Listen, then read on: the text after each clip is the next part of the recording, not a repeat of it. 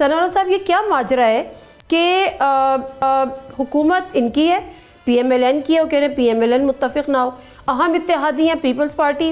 وہ اس پر احتجاج کی باتیں کر رہی ہے، تو سر یہ پھر بجٹ بنایا کس نے؟ بجٹ جی بالکل وہ آئی ایم ایف کے آپ پروگرام میں ہیں، اور آپ کے پاس پرائم منسٹر خود کہہ چکے ہیں کہ یہ پاکستان کی تاریخ کا سخت ترین آئی ایم ایف کا جو ہے پروگرام ہے، اور آپ کو پتہ ہے بجٹ اناؤنس ہونے سے پہلے تک آئی ایم ایف کی ٹیم پاکستان میں موجود رہی، تو میں نے اس پہ لکھا بھی یہی ہے کہ یہ ٹوٹل جو ہے dictated by I M F,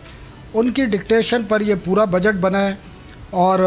اسی کی وجہ سے نون لیگ میں بھی آوازیں اٹھی ہیں، اور ان کے جو اہم اتحادی ہیں پیپلز پارٹی بھی اس کی مخالف ہے، اور لیکن مسئلہ یہ ہے کہ مجبوری ان کی یہ ہے کہ ان کے پاس کوئی دوسرا راستہ نہیں ہے، کیونکہ اگر آئی ایم ایف کے پاس آپ نہیں جائیں گے تو آپ پھر دوبارہ سے اسی پوزیشن میں جا سکتے ہیں جہاں آپ 2022 میں تھے۔ اچھا یہ مجبوری صرف ان کی نہیں ہے، ویسے سنور صاحب معذرت، لیکن یہ مجبوری صرف ان کی نہیں ہے، یہ مجبوری ہر حکومت کی ہوتی ہے۔ میں ذرا دانیال صاحب سے بات کروں، جب آپ کے پاس آپ دیکھیں، سنور صاحب مجھے 2 منٹ آپ میری بات سن لیں پہلے، آپ بات یہ ہے کہ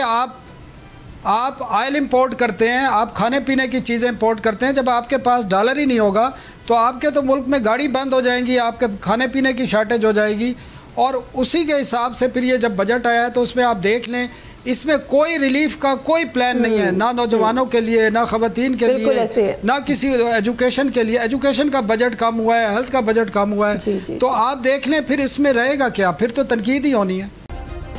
سبسکرائب کریں اور بیل دبائیں تاکہ کوئی خبر رہ نہ جائے۔